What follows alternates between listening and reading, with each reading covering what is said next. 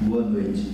Eu, Pastor Ribeiro, estou aqui, dando início a mais uma jornada, continuando o programa Caminho da Justiça, procurando passar o melhor. Aquele caminho da justiça que vocês já viram em rádio, TV, e agora nós estamos aqui procurando enviar de outra maneira, para que vocês possam compartilhar. E vamos agora, neste momento, fazer uma oração para nós meditarmos na Palavra de Deus.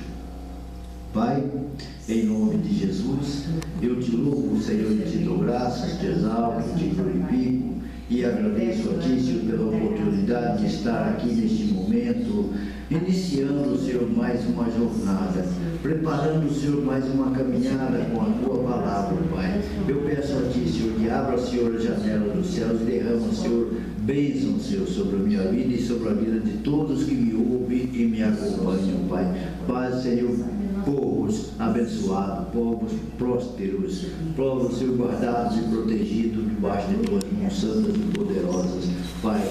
Em nome de Jesus Cristo, Pai, eu te louvo e te dou graças, te exalto e te glorifico e ponho, Senhor, diante de Ti neste momento para iniciar, para a honra e glória do Teu santo nome, em nome de Jesus. Amém? E a palavra de Deus no livro de Joel diz assim, Joel capítulo 2, versículo 28, que fala da profecia, né? Da efusão do Espírito, a revelação de Deus sobre o Espírito de Deus. E diz assim: e há de ser que depois derramarei do meu Espírito sobre toda a carne.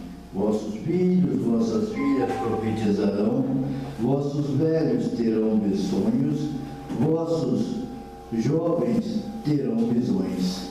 E também sobre servos e sobre as servas, naquele dia derramarei o meu Espírito, e mostrar-te-ei prodígios nos céus e na terra, sangue, fogo, coluna de fumaça, e o sol se converterá em trevas e a lua em sangue, antes que venha o grande e terrível dia do Senhor. Amém? Amém. E esta é uma profecia aqui de Joel, né? Deus deu a Joel, já naqueles tempos, né? Antes, bem antes de Jesus, já falando do grande dia do Pentecoste. Naquele dia derramarei do meu Espírito sobre toda a carne. Sobre toda a carne. Nós temos que entender esta parte, sobre toda a carne. Jesus não disse que Ele ia procurar santos para derramar o Espírito dele. Ele não disse que ia procurar profetas e reveladores aí para que ele fosse derramado do teu Espírito. Ele iria derramar sobre toda a carne. Por que sobre toda a carne? Porque toda a carne, o homem, mulher, criança, tudo são imagem e semelhança de Deus, e somos todos criaturas de Deus. Todos nós somos criados por Deus. Deus não faz exceção de pessoas. São as pessoas que fazem exceção de Deus.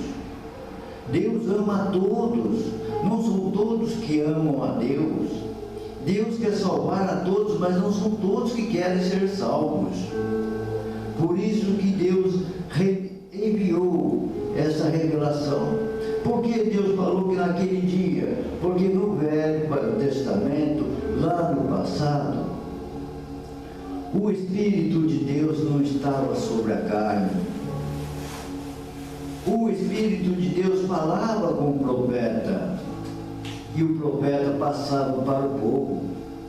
O povo é do que ouvia, do que podia entender, e que eles sobreviviam diante de Deus. Eles conseguiam manter na presença de Deus somente com aquilo que o profeta dizia. O que eles conseguiam captar das mensagens era só isso, porque não tinha o Espírito de Deus. O Espírito de Deus não era derramado sobre a terra. Mas, por isso Deus revelou naquele dia. Porque naquele dia Jesus já haveria passado pela terra, Jesus já haveria ressuscitado dos mortos, Jesus já estaria pago o preço dos nossos pecados. Aí sim, Jesus iria, Deus iria derramar o teu Espírito sobre toda a carne. Pois ele disse: vossos filhos, vossas filhas profetizarão, vossos jovens terão sonhos, vossos velhos sonharão. Enfim, muita coisa Deus prometeu.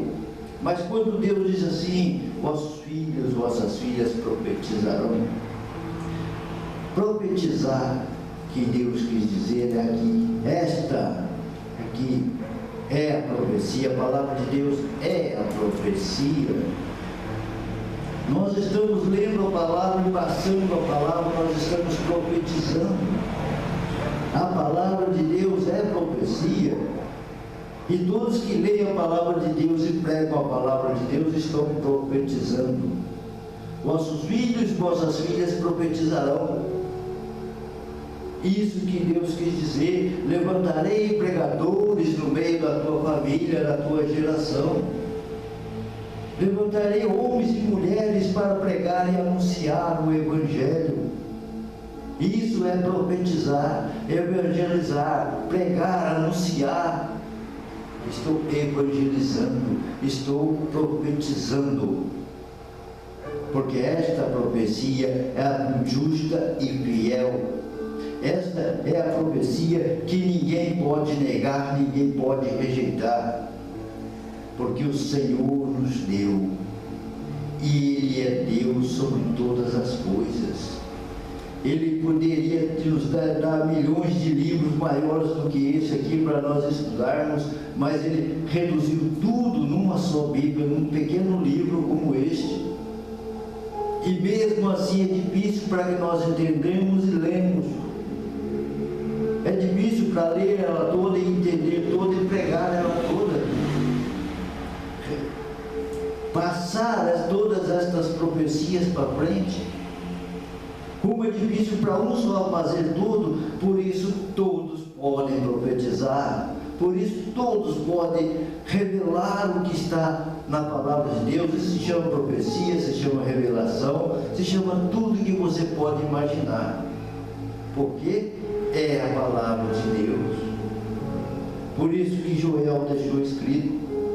Porque Joel escreveu isso? Aqui fala, o capítulo 2 de Joel, desde o capítulo 1, fala dos tempos secos. O que é tempo seco? Aquele tempo que não teve revelações, aquele tempo que Deus não falou com o povo. O povo ficou, até os profetas ficaram porque não tinha revelação alguma, não tinha profecia alguma, Deus não estava enviando nada. Deus parou uma época, uma média mais ou menos de uns 700 anos sem falar com homem algum, porque o homem já estava defraudado, o homem já estava defalido, o homem já estava condenado. Foi na época que Jesus se preparou. Jesus olhou para a perdição dos homens e disse: Pai, eu vou lá resgatar esse povo. Pai, deixa que eu vou lá e pago o preço por eles. Eu serei o sacrifício deles. Aí que Jesus resolveu fazer isso. Aí sim o profeta escreveu este livro, já falando de Jesus Cristo. Já falando de Jesus Cristo, que Jesus viria, que Jesus iria pagar o preço, que Jesus, versículo 18 em diante, se você começar a ver, você já vai ver que começa a falar, já indiretamente, não diretamente, mas indiretamente dá para entender que já vinha falando de Jesus que iria manifestar nesta terra. Até fala depois de tudo isso aqui,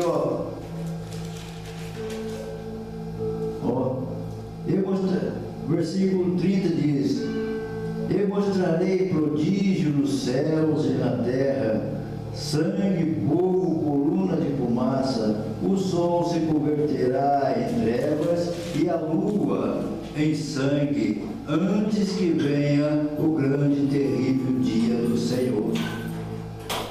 Isso está falando já do sacrifício de Jesus. Isso está falando das coisas que iriam acontecer. Joel já estava profetizando o futuro, esse futuro que nós vivemos hoje. Joel estava falando já das coisas de hoje. Porque quando Jesus ressuscitou e que ele disse que no dia de Pentecoste ele queria todos os discípulos lá na cidade, queria todos eles lá, pois eles se ajuntaram porque no dia de Pentecoste, porque era o dia de Pentecoste. Pentecoste é uma festa que começa no 50º dia, que quer dizer Pentecoste, 50º, né?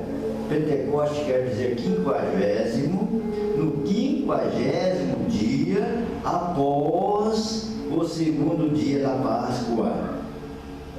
Por isso que era a festa do Pentecoste, era a festa do 50º dia.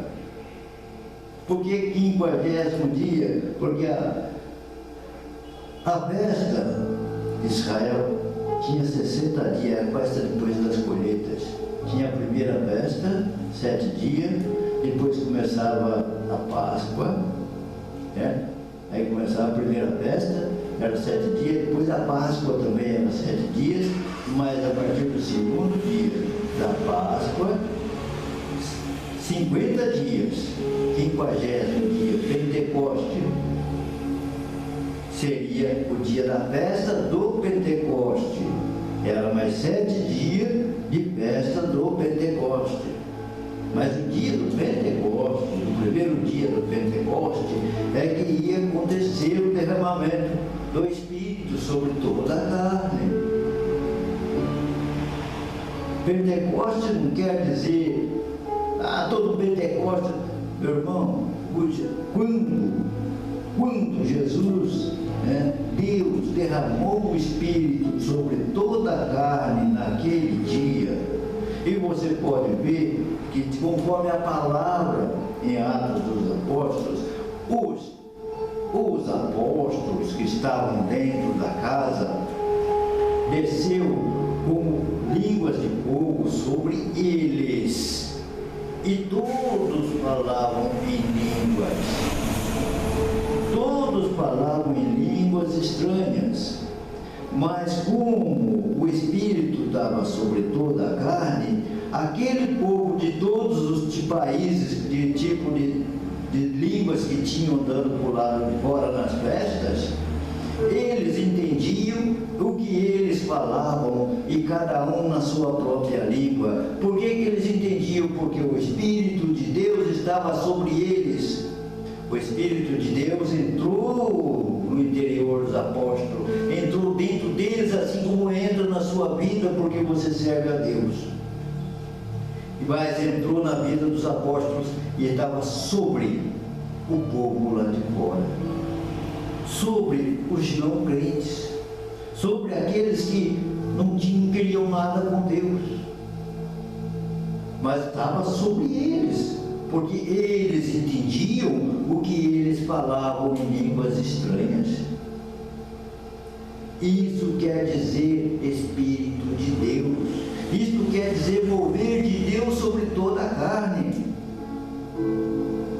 Não adianta você ficar fazendo exceção de coisas e dizer que o Espírito de Deus está com você e está sobre toda a carne. Por muitas vezes você pode ter a certeza de que muitas pessoas que aprontam aqui na terra, aprontam porque vamos supor, oprimido por Satanás. Satanás muitas vezes leva a pessoa a matar, leva a pessoa a roubar, depois ela cai lá na cadeia. Quando cai lá na cadeia, Satanás já pôs ela onde queria. Aí, senhora, que ela se acalma, o Espírito de Deus que está sobre ela, come. E a pessoa cai na real e fala, por que fui fazer isso? Eu não sei por que fez isso. Por que fez? Porque foi oprimido por Satanás. Está sendo cobrado porque o Espírito de Deus está sobre ele. Por isso ele cai na realidade. Por que fiz isto? Cobrança do Espírito. Ele não pode ter um Espírito dentro dele porque ele não invoca o nome do Senhor. Mas sobre ele está o Espírito, sobre toda a carne. Sobre toda a carne. Pode ser o mais vil pecador. O Espírito de Deus está sobre ele. Porque queira ou não queira, ele é mais semelhança de Deus. Queira ou não queira, ele é criatura de Deus. Ele aceite ou não aceite, mas é. E não tem outro meio. Mas Jesus não pode fazer nada porque ele deu livre-arbítrio. Para mim escolher o que eu quero, para ele escolher o que ele quer, para você escolher o que você quer. Nós é que escolhemos o nosso caminho. Nós é que escolhemos o nosso futuro. É nós que planejamos o nosso amanhã. Porque se eu for olhar para o meu dia de ontem e planejar o meu dia de amanhã, ontem não foi bom, hoje também está ruim, amanhã vai ser pior. Eu estou profetizando o meu dia de amanhã. Ontem foi bênção na minha vida, hoje foi muito mais bênção do que ontem e amanhã será mais ainda. Eu tenho que profetizar na minha vida para me ter futuro. Eu tenho que planejar o meu amanhã diante de Deus. As bênçãos do Senhor sobre a minha vida, sobre a sua vida, quem faz é você. Se você coloca a sua vida diante de Deus, fala, Senhor, haja na minha vida, derrama no teu espírito, no teu poder, sacia-me, Senhor. Deus vai trabalhar na tua vida. Mas agora, se você põe um monte de negativo na sua vida, é profecia, está aqui a palavra. Nossos filhos, nossas filhas, nossos jovens profetizarão e você profetiza também. E profetiza mal na tua vida. Isto é palavra, isto é evangelho, isso é palavra de Deus, isso é profecia, é revelação de Deus para a minha vida, para a sua e para todas. Agora depende de você. O que você escolheu para a tua vida? O que você tem? O que você quer para a tua vida? Em nome de Jesus. Amém? Analisa. Pega a Bíblia. Leia, medita. Joel 2. Joel 2, 28 em diante. Você pode ler até antes, do 18 em diante. E se quiser todo também, o versículo todo. São 3 capítulos só. Não é difícil para você ler o livro de Joel, 3 capítulos. Leia todo para você o que Joel faz, o que Joel fala. Eu vou mostrar a bênção de Deus na nossa vida. Vamos orar? Vamos colocar a nossa vida no altar do Senhor? Vamos? Inclina a tua cabeça.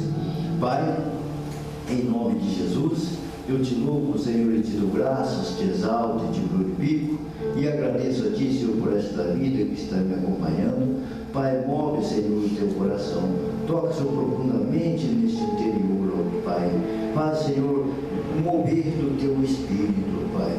Manifesta, Senhor. Em nome de Jesus, eu declaro aí, Senhor, uma vida abençoada, uma vida guardada e protegida pelo teu poder, pelo teu Espírito, ó Pai. Faz diferença, Senhor.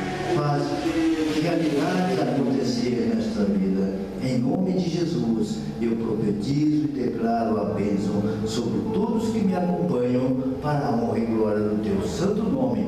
Em nome de Jesus. Amém? E até a próxima com cada um de nós. Amém?